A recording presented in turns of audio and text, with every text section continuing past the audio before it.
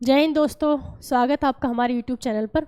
और आज का हमारा टॉपिक, वैसे तो टॉपिक सबको पता ही है क्योंकि गांधी युग चल रहा है, तो इससे आगे हम ऐसे ही चलेंगे। ठीक, तो हमने गांधी जी के बारे में पढ़ रहे थे, यानी कि गांधी युग चल रहा था, गांधी युग। ठीक है, अब इसमें स्टार्टिंग में हमने गांधी जी के जो स्टार्टिंग जीवन के बारे में वो सब पढ़ा है ना।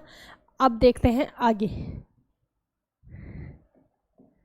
अब आता है कहानी में ट्विस्ट। देखो, गांधी जी 9 जनवरी को ना, 9 जनवरी 1915, 9 जनवरी 1915 को गांधी जी भारत आए, है ना।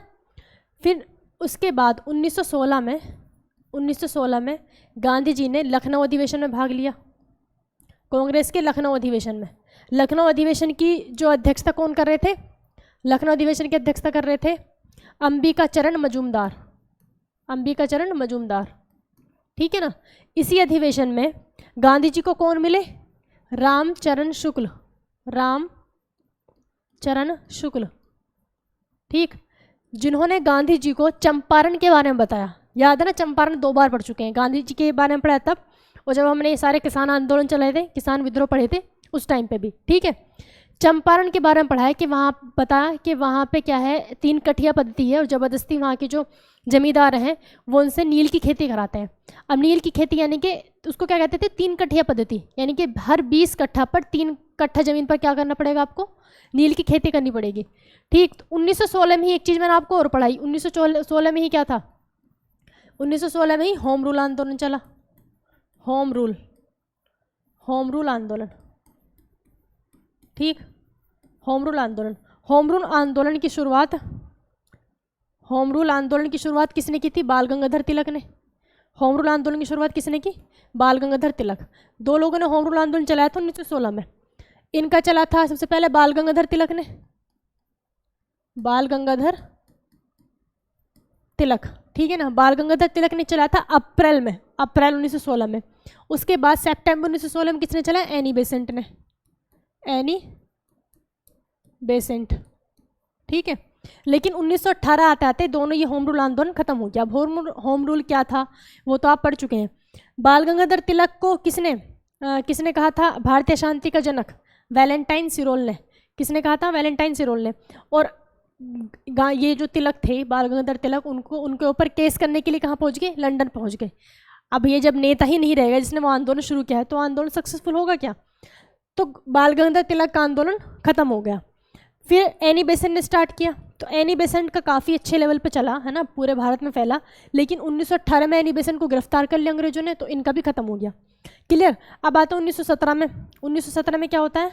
चंपारण सत्याग्रह हुआ, चंपारण सत्याग्रह, जिसमें गांधी ने 3 कठिया पद्धति को ख़त्म कर दिया, है ना। जिसमें 3 कठिया पद्धति यानी कि 20 कट्ठा में से 3 कट्ठा पर नील की खेती। ठीक, 1917 के बाद 1918 में गांधी जी ने 2 आंदोलन किए थे। एक तो खेड़ा सत्याग्रह, खेड़ा, और एक अहमदाबाद मील मजदूर, अहमदाबाद। ठीक है, दोनों सफल रहे, दोनों ही गुजरात में, 1918। अब ये जो टाइम था, इसी बीच में क्या हुआ था? गांधी जी ने बहुत सारे, जब देखो 1914 से लेकर 1914 से 1918, 1914 से 1918 में क्या हुआ था? फर्स्ट वर्ल्ड वॉर हुआ था, फर्स्ट वर्ल्ड वॉर, प्रथम विश्व युद्ध। तो इसमें जो प्रथम विश्व युद्ध हुआ था, इसमें अंग्रेजों ने गांधी जी से कहा था कि आप हमारी मदद करो, यानी कि भारतीयों को, क्योंकि भारतीय जो थे गांधी जी की बात मानते थे। भाई गांधी जी ने इतने सारे सफल आंदोलन किए, तो सब जनता उनके साथ हो चुकी थी। जैसे कि उन्होंने चंपारण किया तो किसान उनके साथ थे, खेड़ा से उनके साथ गरीब लोग ये सब थे, अहमदाबाद मिल मजदूर से मजदूर भी उनके साथ थे। तो गांधी जी की बात सब मानते थे। ठीक, तो इस वजह से अंग्रेजों ने कहा कि आप हमारी मदद करो, आप भारतीयों को हमारी सेना में शामिल करा दो विश्व युद्ध लड़ने के लिए। ठीक है ना, तो हम इंडिया के बारे में कुछ अच्छा सोचेंगे। अब गांधी जी को लगा कि कुछ तो करेंगे अच्छा, चलो ठीक है। तो गांधी जी ने बहुत सारे इंडियंस को भर्ती कराया। तो भर्ती कराने वाले को क्या कहते हैं? सार्जेंट कहते हैं। ठीक, तब गांधी जी को किसकी उपाधि मिली थी? सार्जेंट की उपाधि मिली थी। ठीक, अब इसके बाद जब हमने, ये तो हो गया, अब अच्छा सोचा क्या इन्होंने? 1919 में आके 1919 में आके इन्होंने गांधी जी को क्या तोहफा दिया? जलियांवाला बाग का। ठीक है, जलियांवाला बाग 1919 में क्या हो गया, जलियांवाला बाग हत्याकांड हो गया। 13 अप्रैल 1919 किसके लिए विरोध कर रहे थे जलियांवाला बाग में? रोलेट एक्ट के। रोलेट एक्ट भी कब आया था? 19 मार्च 1919 को। 19 मार्च 1919 को रोलेट एक्ट आया था, जिसे गांधी ने क्या कहा था? काला कानून कहा था। ठीक है ना, काला कानून कहा था। तो जलियांवाला बाग तोहफा दिया, तो गांधी जी ने इसको काला कानून कहा, फिर गांधी जी को इसमें गिरफ्तार कर लिया गया, जेल हो गई। तो ये सब हम पढ़ चुके हैं। ठीक है, ये सारा हमने रिवाइज कर लिया एक बार। 1917 में ही देखो, 1917 में जो चंपारण हुआ था, 1917 में ही गांधी जी ने जो गुजरात में साबरमती नदी है, साबरमती नदी के किनारे क्या बनाया था? साबरमती आश्रम। साबरमती आश्रम। ठीक है, जो साबरमती आश्रम है, इस साबरमती आश्रम में जो पर्टिकुलर प्लेस है जहाँ पर यानी कि गांधी जी रहते थे, गांधी जी जो उसमें मतलब मेन उनका कुटिया जो भी थी, उसको बोलते थे हृदय कुंज। उसका क्या नाम है? हृदय कुंज।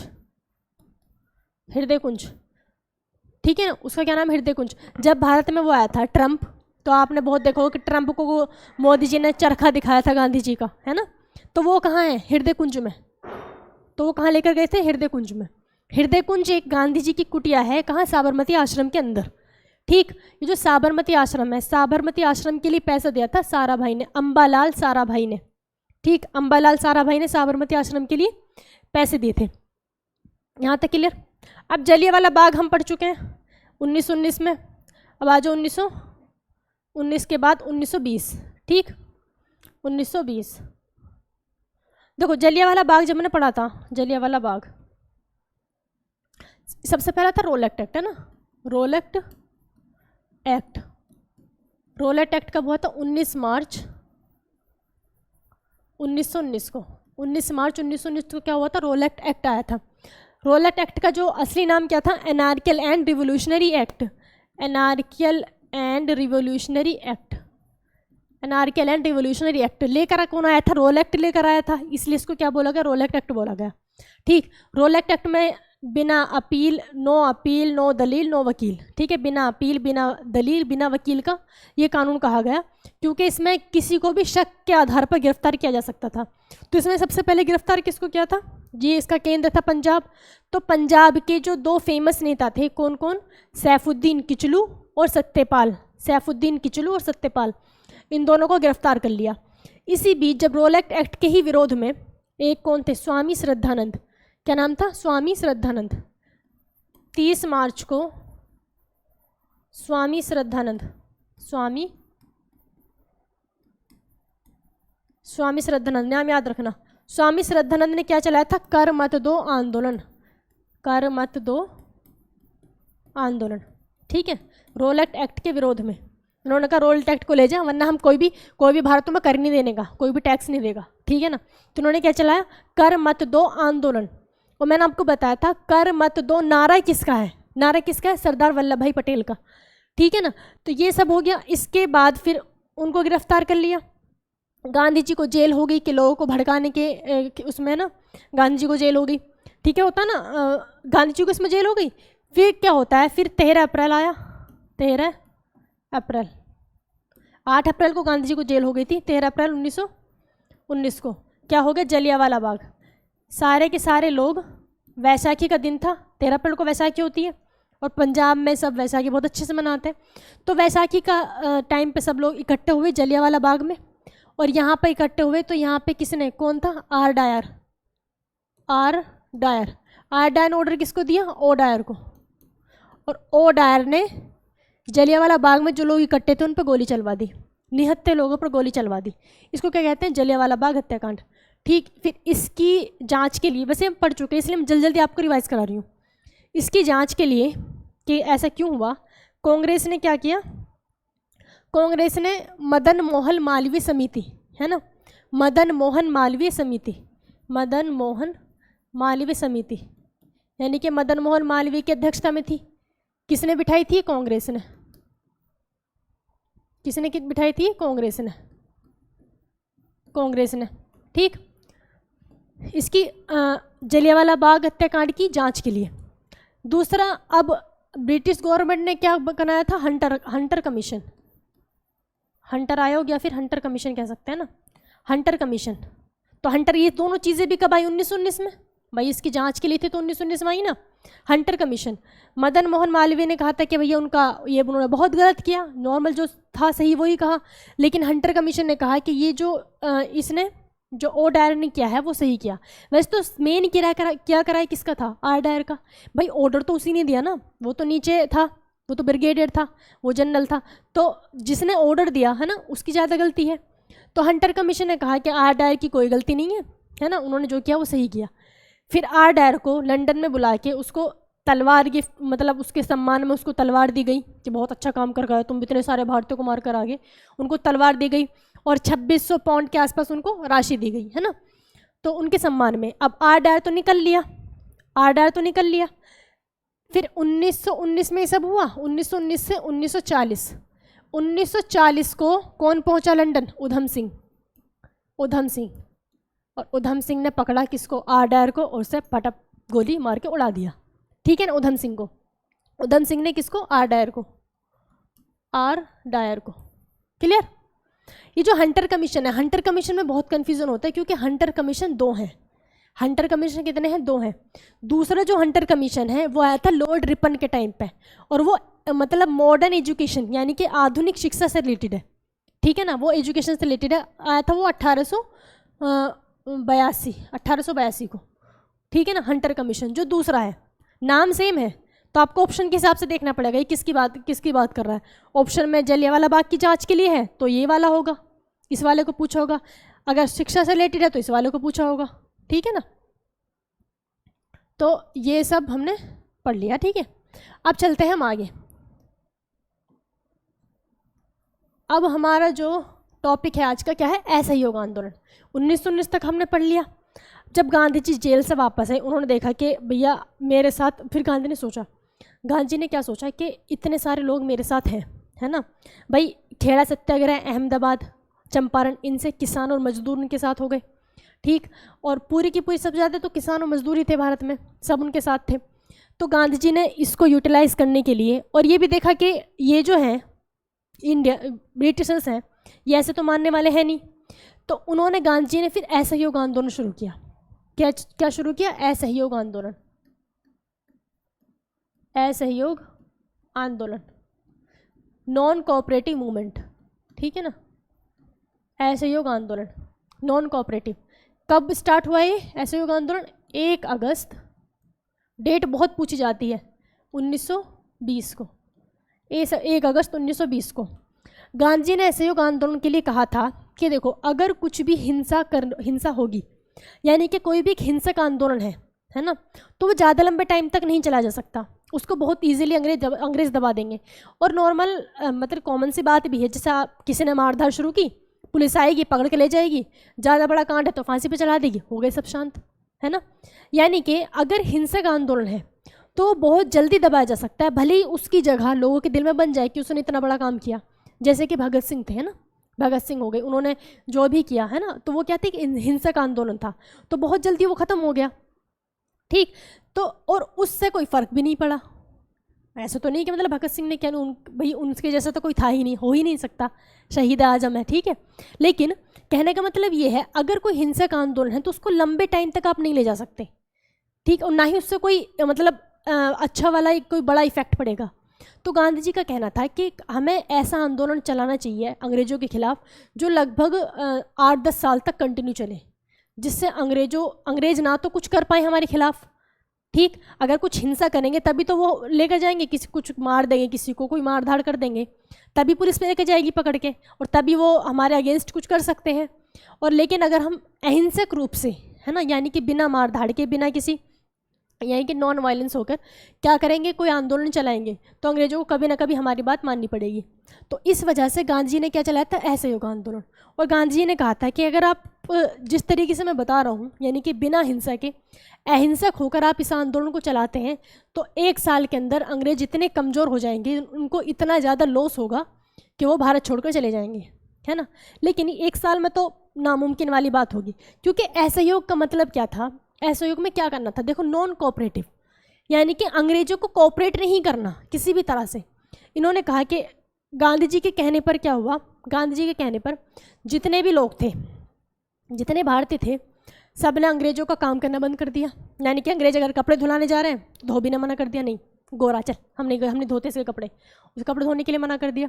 कोई बाल कटवाने गया, उसके बाल कटवाने के लिए काटने के लिए मना कर दिया।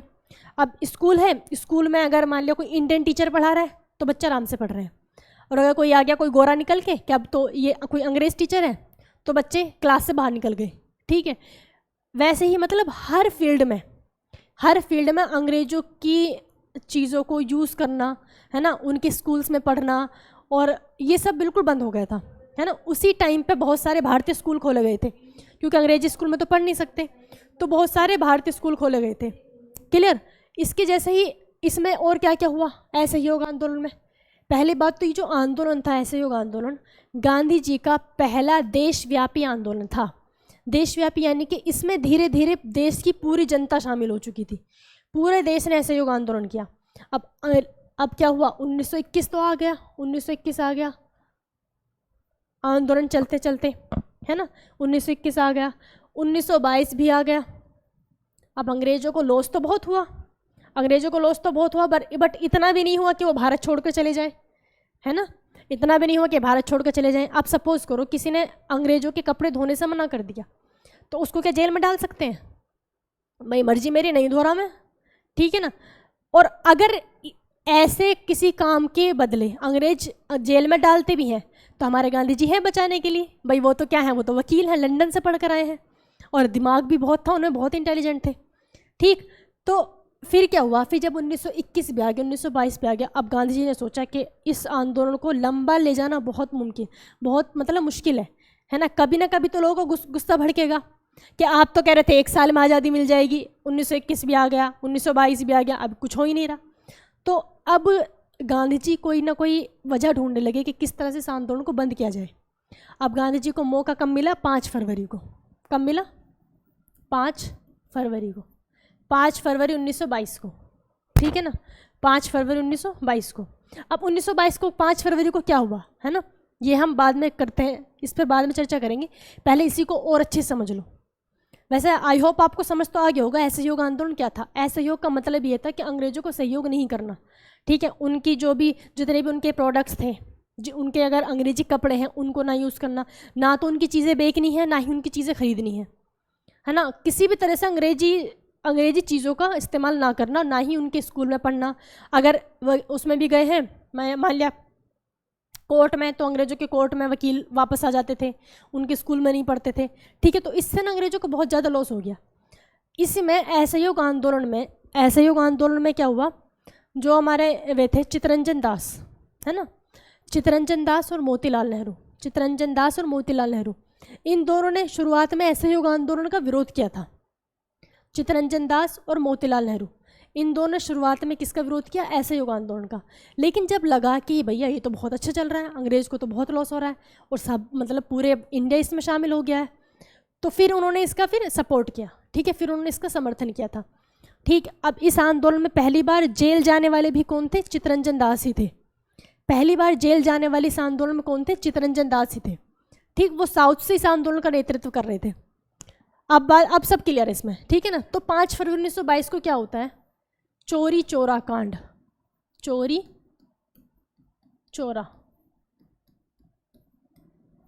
चोरा कांड, ठीक है। अब चोरी चोरा कांड में क्या हुआ, जैसे भाई लोग तो थे ही पूरा अंग्रेजों के ऊपर बिल्कुल बरसे हुए थे पहले से, ठीक है ना। 5 फरवरी को एक जगह है चोरी चोरा, कहाँ पर है, गोरखपुर में। कहाँ है, गोरखपुर, वहाँ पे चोरी चोरा रेलवे स्टेशन भी है, चोरी चोरा ट्रेन भी चलती है, ठीक है। तो चोरी चोरा जगह है। अब वहाँ पर लोग ऐसे ही आंदोलन कर रहे थे, उन्होंने नारे वारे से लगाए। अब वहाँ की पुलिस से उनकी थोड़ी सी झड़प हो गई, तो एक आध चांटे वाटे लगाए पुलिस का, या पुलिस ने जनता पर लगाए, जो भी लोग थे ना उसमें आंदोलन में। फिर क्या होता है, फिर यहाँ के भारतीयों ने क्या किया कि अच्छा अभी बताते हैं तुम्हें, सारे के सारे जितने भी पुलिस वाले थे उनको उन्हीं की चौकी में बंद करा, है ना। अब उन्होंने सोचा पुलिस वालों ने कि चलो ठीक है बंद करेंगे, निकल जाएंगे, ये थोड़ा बहुत पिट लेंगे, चलो कोई बात नहीं, क्योंकि भीड़ का सामना कोई नहीं कर सकता, ठीक। और भीड़ ऐसी चीज़ होती है कि भीड़ पर मुकदमा भी नहीं हो सकता, भाई किस को पकड़ोगे आप। तो उन्होंने क्या किया, सारे पुलिस वालों को चौकी में बंद किया, फिर लेकर आता है मिट्टी का तेल निकाल के और जो मिट्टी का तेल चारों तरफ से जेल के ऊपर अंदर डाला है, डाल के और फिर माचिस ला के लगा दी उसमें आग। तो इस कांड में, जो चोरी चोरा कांड है, इसमें 22 लोग मरे। कितने? 22 पुलिसकर्मी, 22 पुलिसकर्मी इसमें मर गए। ठीक है ना। चोरी चोरा कांड में कितने मर गए? 22 पुलिसकर्मी मर गए, जिंदा जला दिया उनको। 22 पुलिसकर्मी मर गए। ठीक। अब जब 22 पुलिसकर्मी इसमें मर गए, गांधी जी उस टाइम पे कहाँ थे? गुजरात थे। जब ये चोरी चोरा हत्याकांड हुआ था तो गांधी जी कहाँ थे? गुजरात थे। भाई पूरे देश में ये हो रहा था, तो गांधी जी को तो एक जगह तो रह नहीं सकते, है ना, उन्हें भी सब जगह घूमना पड़ता था। तो जब ये आंदोलन हुआ, गांधी जी कहाँ थे? गुजरात में थे। अब गांधी जी को बंद भी करना था, उन्होंने देखा भैया ये तो हिंसा कर दी, वो भी, और था भी, मतलब एक वैसे भी देखे तो बहुत बड़ी चीज़ थी, क्योंकि गांधी जी क्या थे? बिल्कुल अहिंसक थे, है ना, अहिंसा के पुजारी कहते हैं ना गांधी जी को, तो गांधी जी अहिंसा के पुजारी थे। अब गांधी जी को बहुत बुरा लगा, उन्होंने देखा कि यार मतलब 22 पुलिसकर्मी मर चुके हैं। तो अब उन्होंने, गांधी जी ने क्या किया, 5 फरवरी के बाद, कौन सी डेट आती है? 5 फरवरी से 12 फरवरी, है ना, 12 फरवरी, 5 फरवरी के बाद 12 फरवरी को गांधी जी ने इस आंदोलन को क्या कर दिया? बंद कर दिया। असहयोग आंदोलन के बंद करने की घोषणा कर दी। असहयोग आंदोलन बंद करने की घोषणा कर दी। ठीक है, कि असहयोग आंदोलन को बंद किया जाता है 12 फरवरी 1922 को। असहयोग आंदोलन बंद। असहयोग, अच्छा मैं सोच रही कुछ फालतू है तो सही।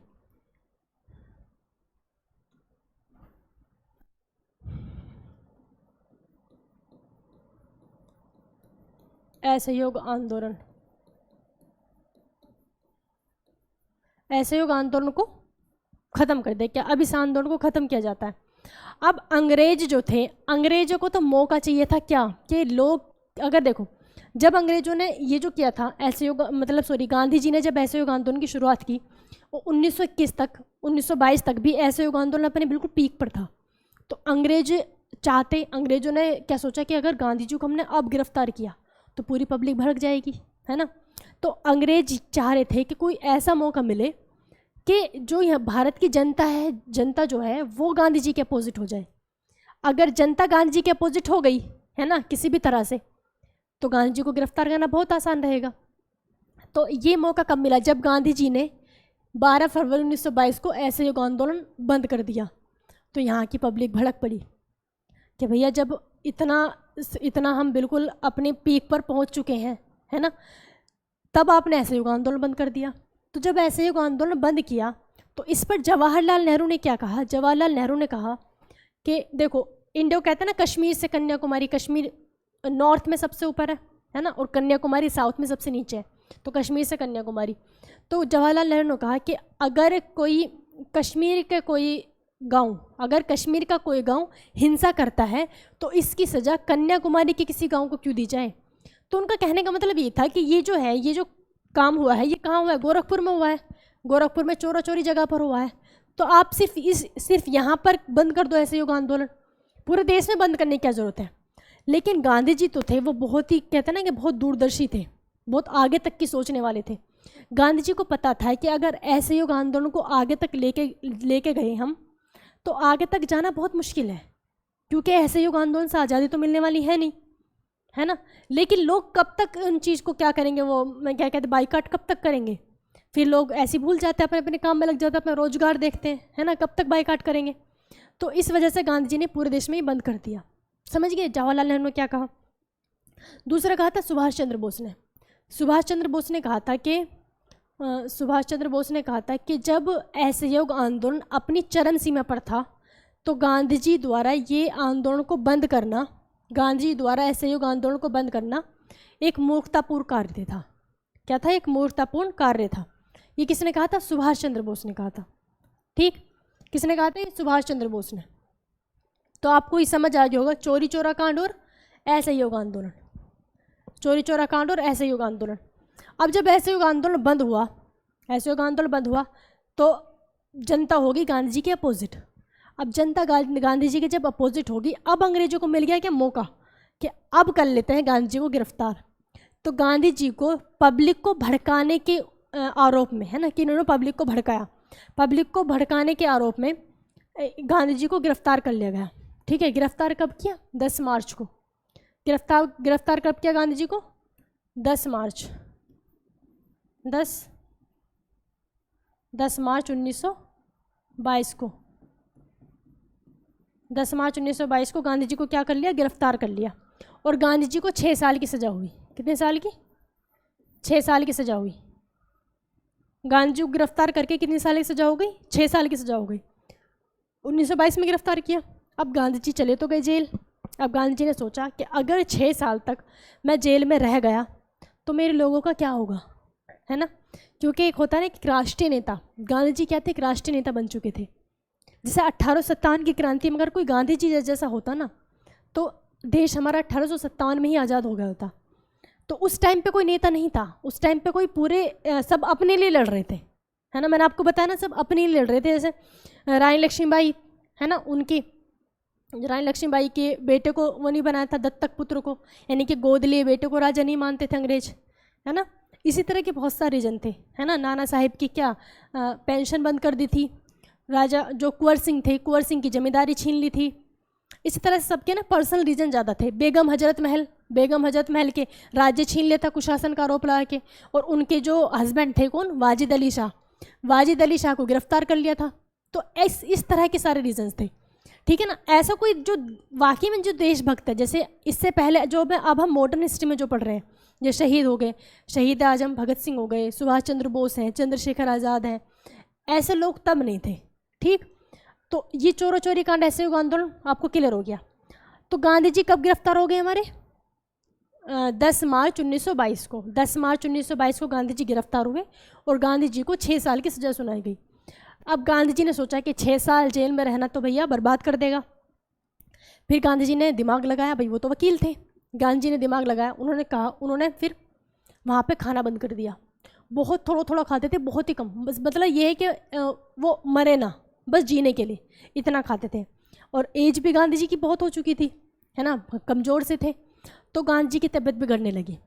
अब गांधी जी की तबीयत बिगड़ने लगी, फिर जो गांधी जी से जो मिलने आते थे लोग, उनसे गांधी जी ने कह दिया कि भाई खाना ना देते मुझे, बिल्कुल बस थोड़ा सा खाना देते हैं, बट मुझे पूरा खाना ही नहीं देते। अब लोग देख कर भी रहे थे कि गांधी जी की तबीयत बिगड़ रही है, अब गांधी जी इतने कमज़ोर हो गए हैं। और फिर गांधी जी ने कह भी दिया। अब पूरे के पूरे जनता ना अंग्रेज़ों पे भड़क पड़ी, अंग्रेज़ों पे भड़क गई। अब अंग्रेज़ों को क्या लगा कि अगर गांधी जी की जैसी हालत चल रही है, अगर ऐसी रही और गांधी जी मर गए या कुछ हो गया तो जनता छोड़ेगी नहीं। अब क्या करेगी? अब जहाँ तो 5 फरवरी को तो एक ही चौकी में आग लगाई थी, अब पूरे देश की कोई चौकी नहीं छोड़ेगी अगर गांधी जी को जेल में कुछ हो गया तो गांधी जी को 1924 को, देखो 1922 में गिरफ्तार हुए थे, 1922 में गिरफ्तार हुए, 1924 को गांधी जी को रिहा करना पड़ा। 1900 मैंने क्या लिख दिया, 22 लिख दिया दोबारा। 1924 को गांधी जी को क्या करना पड़ा? रिहा करना पड़ा, ठीक। अब गांधी जी रिहा हुए। गांधी जी ने निकलती खूब ग्लूकोन डी पी और पूरा अपना गुजराती खाना खाया, है ना, मस्त एकदम, और होके चल दिए। फिर गांधी जी ने देखा कि अब मुझे ना, अब जनता का सपोर्ट तो मिल गया, अब थोड़ा सा और जनता को मुझे क्या करना पड़ेगा, थोड़ा और मोटिवेट करना पड़ेगा, जिससे कि हमारी भारत की जनता और हमारे साथ रहे, है ना, सब साथ मिलकर चले। देखो गांधी जी का जो था मेन मतलब ये नहीं था कि मतलब मैं नेता हूँ सब मेरी बात माने, नहीं, वो सबको साथ लेकर चलने चाहते थे, है ना। इस वजह से फिर गांधी जी ने 1924 में क्या हो रहा था, 1924 में गांधी जी कहाँ पहुँचे? कर्नाटक पहुँचे। जेल से रिहा होने के बाद गांधी जी कहाँ पहुँचे? 1924 में कर्नाटक। कर्नाटक में क्या हो रहा था? कांग्रेस का बेलग्राम अधिवेशन, कांग्रेस का बेलग्राम अधिवेशन। कहाँ? बेलग्राम कहाँ है? कर्नाटक में, ठीक है ना। बेलग्राम कहाँ है? कर्नाटक में। कांग्रेस का बेलग्राम अधिवेशन हो रहा था कर्नाटक में 1924 में। गांधी जी 1900 वहाँ गए, बेलग्राम गए, और 1924 का जो अधिवेशन था बेलग्राम अधिवेशन, इसकी गांधी जी ने अध्यक्षता की और वहाँ पे लोगों से खूब बढ़िया करके बात, अच्छी तरह से बात की, क्योंकि वो जो था ये अधिवेशन होता है या जो कांग्रेस जो थी वही एक स्टेज ऐसा था जहाँ पे जो सारे बड़े बड़े नेता एक जगह रहते थे, है ना, यानी कि एक मंच था सबको साथ जोड़ने का। ठीक, अब यहाँ पे गांधी जी ने अपना भाषण दिया बढ़िया करके, है ना। गांधी जी ने कहा कि देखो, अगर जब तक आप मेरे साथ हो, जब तक जनता मेरे साथ है, अंग्रेज है मेरा कुछ नहीं बिगाड़ सकते, और अंग्रेजों को यहाँ से छोड़ के जाना ही पड़ेगा, है ना। हमारी जनता हमारे साथ है, हम सब साथ मिलकर ये काम करेंगे। तो बस ठीक है, अब जनता और आ गई, ठीक है, गांधी जी को कैसे लेकर जाएगा, हम भी देखते हैं गांधी जी को कैसे गिरफ्तार कर ले। तो गांधी जी को दोबारा गिरफ्तार कर ही नहीं पाए, वरना किसी को अगर बीमारी या फिर कुछ ऐसी कंडीशन पे छोड़ते हैं तो सज़ा पूरी करने के लिए दोबारा गिरफ्तार कर लेते हैं। तो गांधी जी को दोबारा गिरफ्तार ही नहीं, तो देखा कितना अच्छा दिमाग था गांधी जी का। ठीक, तो 1924 में रिहा हो गए। अगर 22 में कब होने कब चाहिए थे, 1928 में होते, 22 और 28, हाँ 1928 में होने चाहिए थे, कब हो गए, 1924 में हो गए। ठीक, तो बिलग्राम अधिवेशन की अध्यक्षता किसने की थी, गांधी जी ने की थी। और ये इकलौता अधिवेशन है, बहुत पूछा जाता है, क्योंकि गांधी जी ने और किसी अधिवेशन की अध्यक्षता नहीं की, इकलौता अधिवेशन था 1924 जिसकी अध्यक्षता गांधी जी ने की थी। ठीक, तो ये सारा हमने मेनली कब का पढ़ा, 1922 का पढ़ा, 1922 और 1920, 20 से 22 के बीच में, ठीक है ना, 1920 1922। अच्छा, ये जो अधिवेशन है ना, कि जो इंपॉर्टेंट अधिवेशन है मैं आपको एक साथ करा दूँगी, ठीक है, तो टेंशन लेने की जरूरत नहीं है। एक चीज़ आती है कि गरम दल और नरम दल, ये क्या है। तो गरम दल नरम दल कोई बड़ी चीज़ तो है नहीं। गरम दल का मतलब होता है जिनका मतलब जो लोग हिंसा, जो कहते थे कि अंग्रेजों को मार के भगाओ, है ना, ये समझ लो कि इनको यहाँ से गोली वोली सब उड़ा दो और उनको यहाँ से ख़त्म कर दो, है ना। यानी कि जो जिनका खून गर्म था, है ना, इसमें सारे नौजवान लोग आते थे, जैसे भगत सिंह गरम दल के, सुभाष चंद्र बोस गरम दल के, और चंद्रशेखर आज़ाद गरम दल के। और ये होता है ना लाल बाल पाल, आपने सुना होगा ना, लाल बाल पाल, लाल बाल पाल, ठीक है ना। लाल बहादुर शास्त्री, बाल गंगाधर तिलक और बिपिन चंद्र पाल। लाल बहादुर शास्त्री, बाल गंगाधर तिलक, बिपिन चंद्र पाल, ये तीनों फेमस नेता थे गरम दल के, गरम दल के, ठीक है। और गांधी जी जैसे लोग किस में आते थे, नरम दल में। अब इसका मतलब ये नहीं है कि दोनों एक दूसरे के क्या थे, कि इनमें कोई लड़ाई थी, है ना, ऐसा कुछ नहीं है, इनमें कोई लड़ाई वड़ाई कुछ नहीं थी, बस इनकी ना थिंकिंग अलग थी। इनका आज़ादी का मतलब कुछ और था, किस तरह से मिलेगी, और जो नरम दल वाले थे, गांधी जी वाली सोच के थे, उनका अलग मतलब था। ठीक, तो होना दोनों का बहुत ज़रूरी था, दोनों को होना बहुत ज़रूरी था।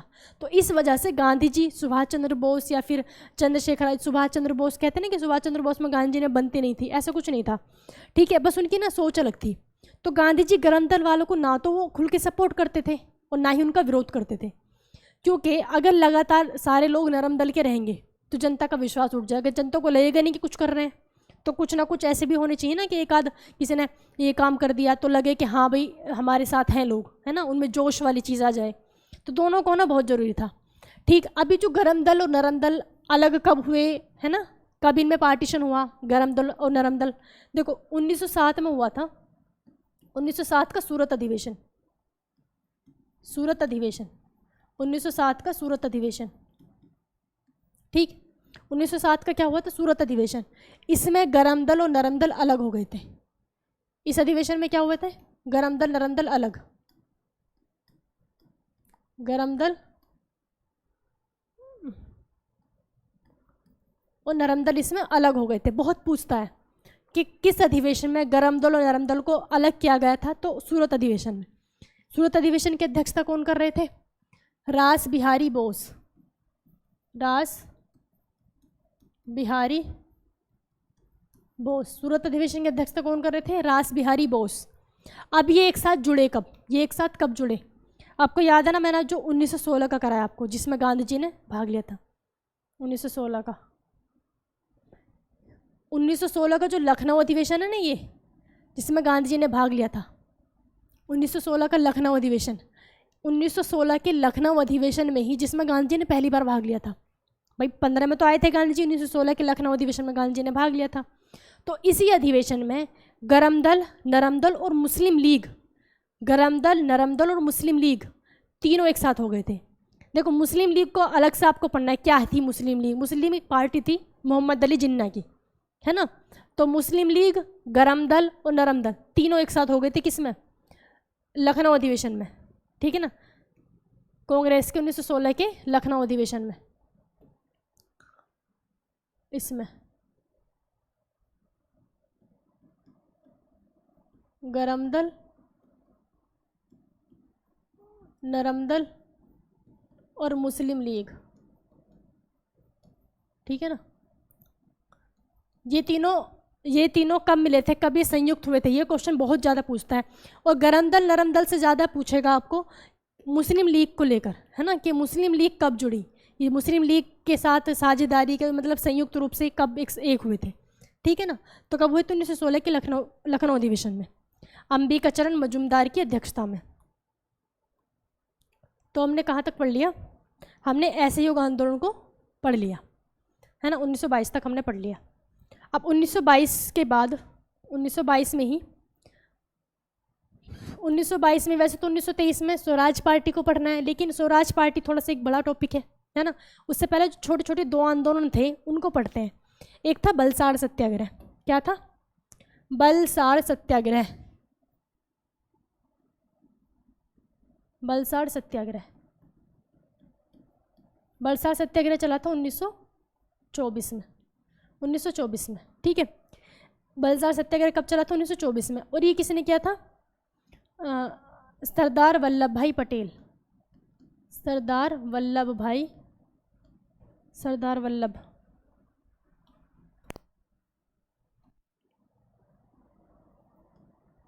सरदार वल्लभ भाई पटेल, ठीक है। सरदार वल्लभ भाई पटेल ने क्या शुरू किया था, बलसाड़ सत्याग्रह, जो कि सफल रहा।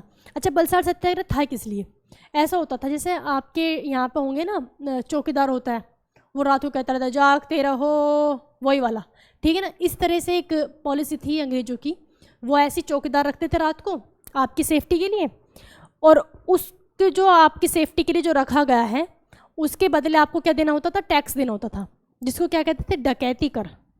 क्या कहते थे इसको, डकैती कर। आपको डकैती कर देना होता था, क्या ना कि आपको डकैती से बचाने के लिए आपको डकैती कर देना था। अभी भी जैसे जो चौकीदार होता है तो थोड़ा बहुत पैसे नहीं देते उसको, है ना, वही चीज़ है। तो क्या देना होता था, डकैती कर देना होता था। लेकिन इसमें गड़बड़ क्या थी कि मान लिया कोई गरीब है ना, या फिर किसी ने ये टैक्स नहीं दिया, अगर किसी ने ये डकैती कर, ये डकैती टैक्स नहीं दिया, तो अंग्रेज उसके यहाँ पर डकैती करवा देते थे। यानी कि अगर आप दोगे, है ना, या तो आप वैसे पैसा दो उनको टैक्स के रूप में, नहीं दे रहे तो आपके घर चोरी हो जाएगी, ये होने लगा था। जिसने टैक्स नहीं दिया या देरी की टैक्स देने में, उसके घर पर रात को डकैती पड़ गई, चोरी हो गई, ठीक है। तो इसके खिलाफ सरदार वल्लभ भाई पटेल ने क्या चलाया था, बलसाड़ सत्याग्रह चलाया था, जो सक्सेसफुल रहा। अब सक्सेसफुल रहा मतलब कि डकैती कर खत्म हो गया, ठीक। एक क्या है, वायकोम सत्याग्रह, वायकोम सत्याग्रह, बलसाड़ सत्याग्रह पढ़ लिया आपने, और दूसरा कौन सा है, वायकोम सत्याग्रह, ये भी 1924-25 में था, 1924-25 में वायकोम सत्याग्रह।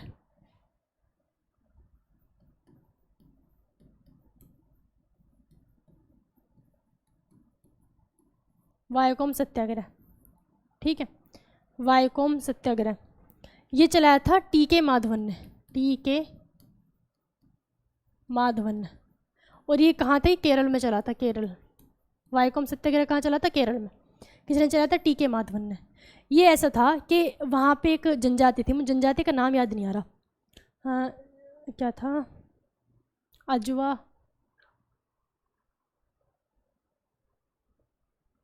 जनजाति का नाम याद नहीं आ रहा, कौन सी थी, अजवा करके कुछ थी, है ना, कोई जनजाति थी, ठीक है, फिर बताऊंगी आपको याद आएगा तो वो जो जनजाति थी, उस जनजाति के लोगों को मंदिर के सामने से नहीं आया जाता था। यानी कि अगर जैसे होता है ना कि जो छोटी जात की उस टाइम पर ऊंची जात नीची जात बहुत ज़्यादा मानते थे लोग, ठीक। तो जो ऊंची जात के लोग थे भाई वही मंदिर में जा सकते हैं, नीची जात के लोगों को मंदिर में जाना तो दूर, मंदिर के सामने भी अगर गुजर जाए ना तो उसकी खैर नहीं थी। तो ऐसा ही था। तो एक जो जनजाति थी जिसका नाम मुझे याद नहीं आ रहा है, उस जनजाति के लोगों को मंदिर के सामने से नहीं गुजरने देते थे, है ना। इसके खिलाफ ये आंदोलन चलाया था किसने, टी.के. माधवन ने। क्लियर, वायकोम सत्याग्रह। तो जैसे यहाँ पर अगर सपोज यहाँ पे कोई मंदिर है ना, इसके आगे से रोड जा रहा है, मंदिर के आगे से रोड जा रही है। अब किसी का एक रोड इसके कहीं पीछे से होगी ऐसा करके, तो उसे यहाँ जाना है ना, तो यहाँ से सीधा नहीं निकल सकता, वो ऐसे घूम कर आएगा। अब सपोज ऐसे घूम के कोई रोड नहीं तो कहीं से भी घूम घूम के आए तब वो यहाँ आएगा, किसी को यहाँ से जाना है तो, ठीक है, ये हालत थी। तो मंदिर के सामने से नहीं गुजरने देते थे। तो इसके खिलाफ किसने आंदोलन चलाया था? टी के माधवन ने, वायकोम सत्याग्रह। मुझे याद अजवा ही आ रहा है, अजवा जनजाति, अजवा इसी तरह का कोई नाम था, है ना। तो इसको भी अगर कोई नोट्स बना रहे हो तो इसको मत लिखना अभी, ठीक है ना, मैं इसको आपको फिर से बता दूंगी। क्लियर।